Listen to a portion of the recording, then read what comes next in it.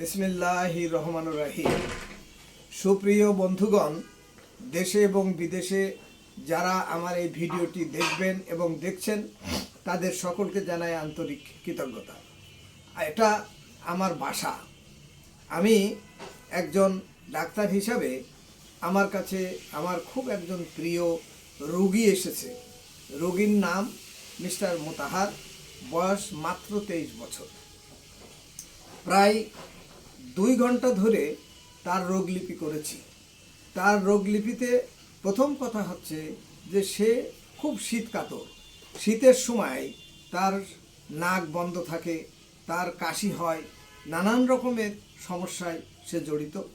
তার blood group হলো B positive, তার উচ্চতা 5 ফিট 7 ইঞ্চি, ওজন হলো 67 কেজি। তার বংশগত ইতিহাস নিলাম, তার রোগের ভিত্তিতে। তার বাবার অ্যালার্জি আছে, তার শরীরেও অনেক অ্যালার্জি আছে, সারা শরীরে তার চুলকানি পাসরা, এবং সে ইতিমধ্যে অনেক বড় ডাক্তারের কাছে বিভিন্ন রকমের ইনজেকশন নিয়েছে, মলম লাগিয়েছে।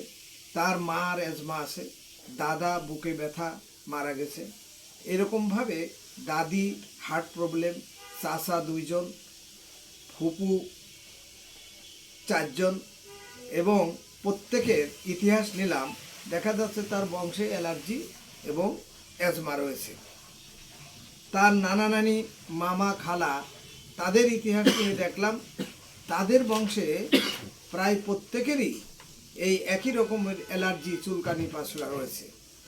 ছোটবেলা থেকেই তার চুলকানি পাসড়া, সারা বছরই সে কষ্ট পায়। সে আমার কাছে প্রথমে এসেছিল 31/10/25।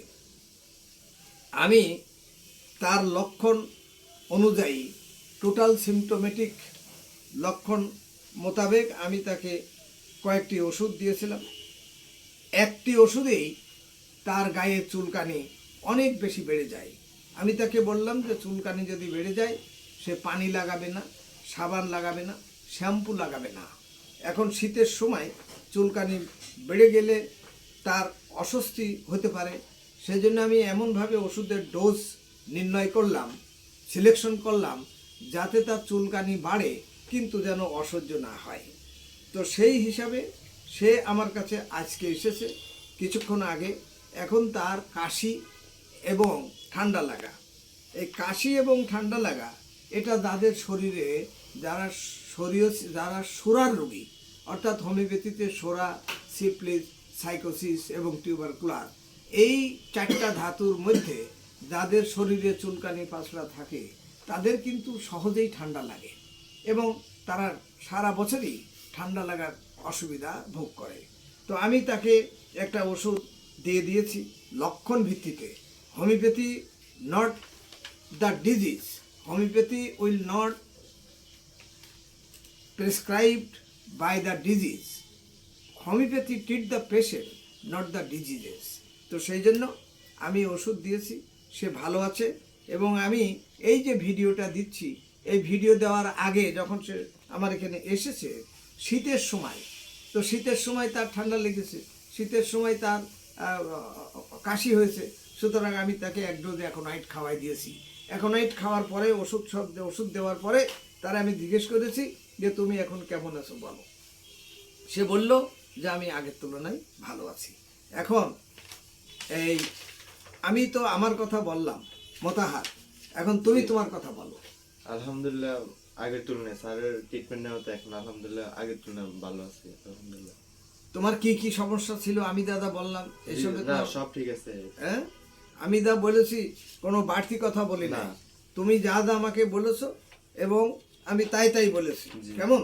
তো এটা তোমার মতো যারা কষ্ট পাচ্ছে তারা যদি ক্লাসিক্যাল হোমিওপ্যাথির কাছে যায়, এবং ক্লাসিক্যাল হোমিওপ্যাথি হচ্ছে সেই চিকিৎসক যিনি 1 থেকে 2 ঘন্টা ধরে রোগলিপি করবে, বংশগত ইতিহাস নেবে, অতীত ইতিহাস নেবে, তারপরে তোমার ব্যক্তি স্বতন্ত্রকরণের ভিত্তিতে ওষুধ দিলে রোগ ভালো হয়ে যাবে। সব রোগ হোমিওপ্যাথিতে ভালো হবে তা নয়, কিছু রোগ হোমিওপ্যাথিতে ভালো হবে এবং কিছু রোগের জন্য অবশ্যই অ্যালোপ্যাথির কাছে যেতে হবে।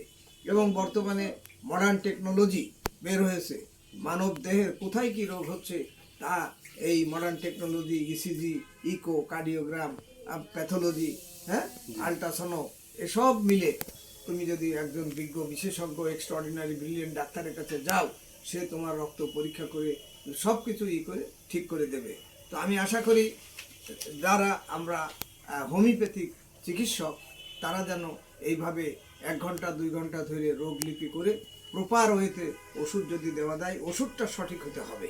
আমি বেশিরভাগ ওষুধ দিই লন্ডনের নেলসন হোমিও হলের ওষুধ, আমি হ্যাপকো কোম্পানির ওষুধ এবং জার্মানির ওষুধ ব্যবহার করি, কোনো বাংলাদেশি ওষুধ ব্যবহার করি না। এবং বয়স এবং শারীরিক সক্ষমতা বুঝে রোগীকে ওষুধ দিতে হবে, এই আমার বক্তব্য।